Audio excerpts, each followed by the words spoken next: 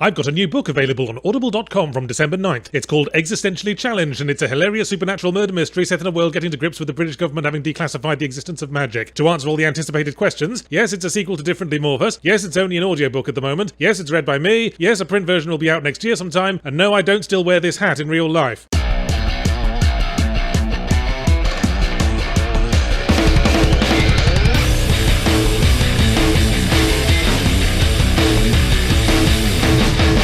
Feels a bit inappropriate to say Happy New Year these days. We should just say New Year. New Year, Internet. New Year, Yahtzee. The cosmic odometer has indeed ticked over again. 'Tis the season of writing the wrong date on all our official documentation for the next couple of weeks. Many indifferent returns. If I sound a bit unenthused in this, the intro to the best, worst and blandest games of 2021, it's because picking the best games of 2021 was like picking my most acoustically satisfying bath time farts. Most years have at least one thing that jumps out and takes me roughly by surprise and reminds me why I'm still doing this bullshit, but I struggle to think of anything that excited me in 2021. No Undertales, no Obra Dinns, no Spiritfarers. Well, there was one thing, but, well, we'll get to that. We'll get to it right now, as it happens. There was only one game that took me by pleasant surprise as it transitioned from bland hipster navel-gazing to psychedelic, cosmos-spanning rock odyssey direct from the subconsciouses of all four of the Beatles while they were on one of the less harrowing drugs. The Artful Escape, that I must sadly relegate to 5th best, because this is a top 5 list of games, not of things where you just hold right and occasionally repeat some notes back to it, like you're playing on a Simon machine powered by a very inefficient exercise bike. As always, blandness is the opposite of both good and bad, like a coin with a yin-yang on one side and a dead blobfish on the other, and that sums up my feelings towards Resident Evil Village pretty well. I don't particularly like or hate it. Some bits were good, the rest was all over the place and full of too many rehashed ideas, like a dream that I thought was getting sexy for a while, but then I got lost in my old high school and woke up when I realised I was late for the bus. The trouble with these rankings is the lack of nuance. Is it really fair to call 12 Minutes the 5th worst game of 2021 if I was somewhat liking it right up until the end? In this case, yes, because that ending undermines everything leading up to it. If you get dragged into an alley by an angry chef and disemboweled with a broken bottle, your subsequent Yelp review probably isn't going to focus on the restaurant's lovely filet mignon. I hope you'll forgive some self-indulgence. My 4th best is a game intended mainly for fans, but I'm a fan and it's my list. Wasn't it Mark Twain who said that in a functioning democracy, if a man likes Persona 5 Strikers, it is his duty to rebel, even if he believes himself the only one, just as it is everyone else's duty to say they thought Guardians of the Galaxy was better? Paraphrasing, obviously. Yes, Persona 5 Strikers. It's got energy and life, and the soundtrack's really fun to put on while you're kicking a homeless man to death. You know, it's bad enough that AAA games are a constant parade of bland open-world swill, but it's really taking the piss when indie games get profile boosts for aspiring to be the same fucking thing. Ooh, come and join the popular kids table, keener bridge of spirits. You'll fit right in with your bland world design and Disney Pixar characters, an unspecific, vaguely spiritual theme that's slightly environmental, but not so much that it offends our investment company that's also got shares in Oil-Drenched Seabirds PLC. Again, calling this game one of the worst leaves no room for nuance, and I'm as confused as to whether I like it as I am by most of the qualities of sweary games. Ultimately, The Good Life is by every imaginable measure an almost inconceivably badly designed game, but it's still got a certain charm. I wonder if it's more a because than in spite of situation. If Swery took a fucking game design lesson one of these days, he probably would get a lot less interesting.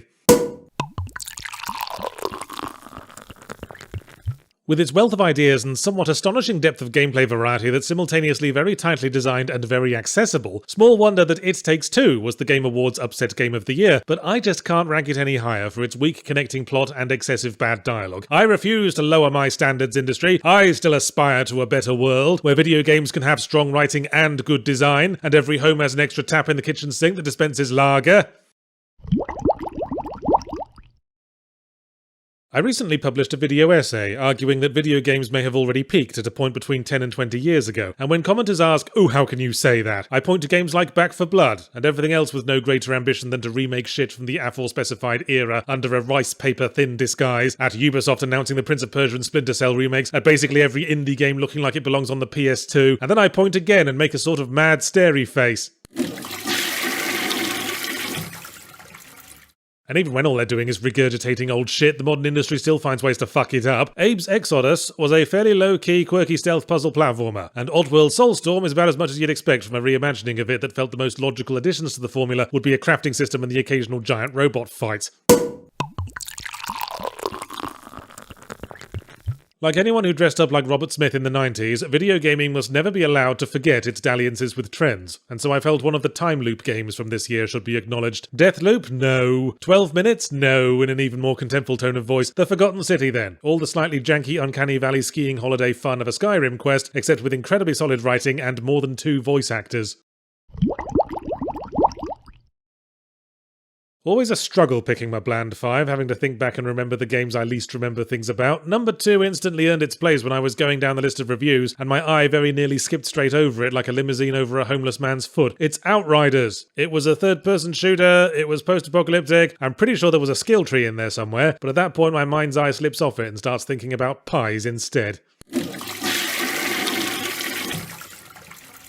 So often games are bad because they're hackneyed or lazy or cynical or end with incest pregnancy drama, so the games that had the best of intentions but are bad because of pure ineptitude are the kind I still prize the most highly. Some games just come out on stage, try to hike up their belts and rip their trousers right off. My second worst game, Werewolf the Apocalypse Earthblood. Just refreshing plain and simple bad game classic with more subtitles than redeeming qualities. This probably won't come as a surprise to anyone who noticed I was kind of reaching for things to complain about in my review, but fine. Psychonauts 2 is just as engaging and imaginative as Psychonauts 1, and is the good kind of sequel that expands upon rather than wallows in its predecessor. It is, however, still a sequel, and I can't be as enthusiastic as I would have been for an original IP, although it might prove my earlier point since it's a sequel to a game from the PS2 era. I'm making the mad starey face again. Guess what? Blandest game of 2021 is a shooter. Double guess what? It's a World War II shooter. Possibly not the one you're thinking of. Because while blandness hangs off of World War II shooters like nipple tassels on your mum when she's working nights, that blandness is thrown into even sharper relief when paired with new technology. Yes, it's Medal of Honor above and beyond. Thanks for coming to join the VR party, World War II shooters. Now leave the wine bottle you brought and piss off. But our worst game of 2021 is a rather unique vintage that combines its mystifyingly bad design choices with an unflinching earnestness that makes it car crash fascinating, like a chorus line dancer with a compound fracture, spraying blood from her exposed shin bone over the front row with every high kick and trying desperately to smile. Yes, it's Balan Thunderpants. This may very well be the sort of thing Swery would make if he took a game design lesson, if it was a lesson given by a slug in a burning dumpster in the middle of a busy road who doesn't know anything about game design.